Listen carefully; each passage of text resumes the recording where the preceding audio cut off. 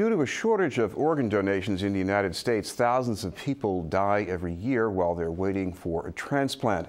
To tell us about the needs and what can be done to help, our two guests, a student pharmacist at Northeastern University, Kayla Joyal, and also joining us is volunteer with the New England Organ Bank. He's also a neuroscience major at Northeastern, Adam Bindleglass. Thank you both very much for being with us. Thank you for having us. I'll start with Adam. You're the volunteer. What got you involved? Yeah, so from a very young age, around 5, I was in a serious car crash, and my sister actually unfortunately passed away. But this got me involved with organ donation because she became a heart transplant donor. So we actually met up with the family, and it was a very nice thing, and it was a great cause for me to get involved in. Turning to Kayla, talk a little bit more about the need out there and how this need is spread, because it's not spread evenly. No, it's not. So there are 122,000 people currently on the transplant list, and another person is added every 10 minutes. But there is a big disparity in between donations between minorities and the majorities. So in Massachusetts, 6,000 of the living donations have come from, of the 7,056 living donations have come from white donors. And non-whites are disproportionately affected by diseases like hypertension and diabetes that can lead to end-stage renal disease and the need for dialysis or a kidney transplant.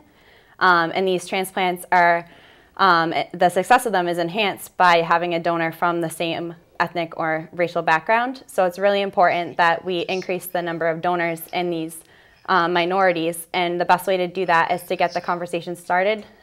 So if we have registered donors from these minorities, have them talk about it with their friends and family and encourage them to do the same.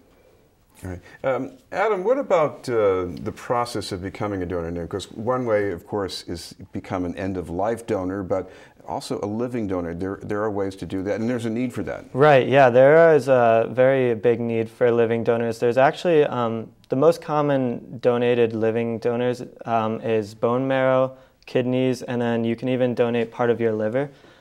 So the most needed organ on the transplant list is kidneys, and so living donors can often do something called a kidney swap, where a family member can donate a kidney, and if they're not the right match for you, they can donate to somebody else, and then somebody else who is a match can donate to the person that needs it in your family. So this is a really common way to get people involved in living donation.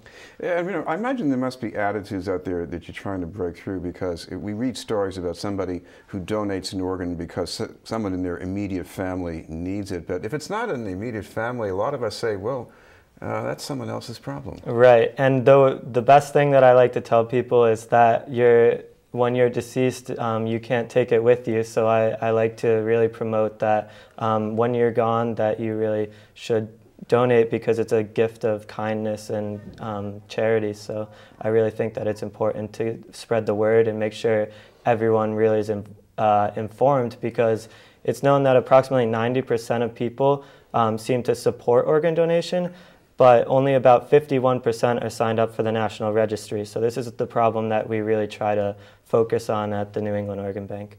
Kayla, I imagine there are some other misconceptions out there that you're struggling with, right? Definitely. The most common misconception is probably that doctors won't try as hard to save your life, which is entirely false. Paramedics, doctors, and nurses will do everything that they can to save your life. In order for someone to be an organ donor, they need to be in the hospital on a ventilator and declare brain dead before they can become a donor. The Gift of Life program is not notified until all life-saving measures have been taken, and the transplant team is not notified by the Gift of Life program until the families has given the program permission to do so. Adam, what do you do to get people to volunteer?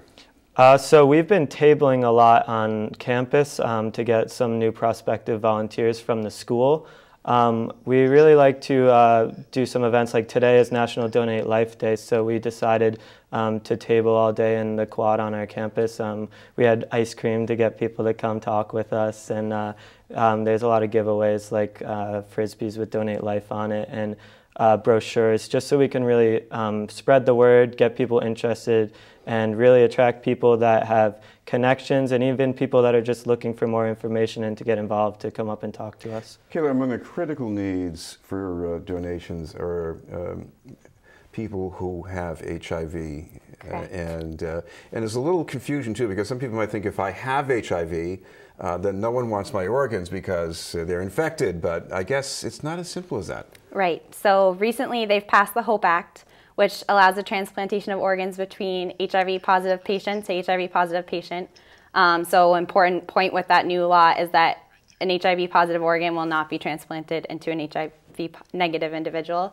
And currently the transplants are being done in a research setting because they are closely monitoring the outcomes. But it's a really exciting piece of law that will help save thousands of lives each year. Now that HIV is so prevalent and the medications have prolonged the life for these people, the need for transplants has grown substantially, and this is a way to try and help them out. I want to ask about your interest in this, because this is an interesting subset of pharmacy. What drew you to it?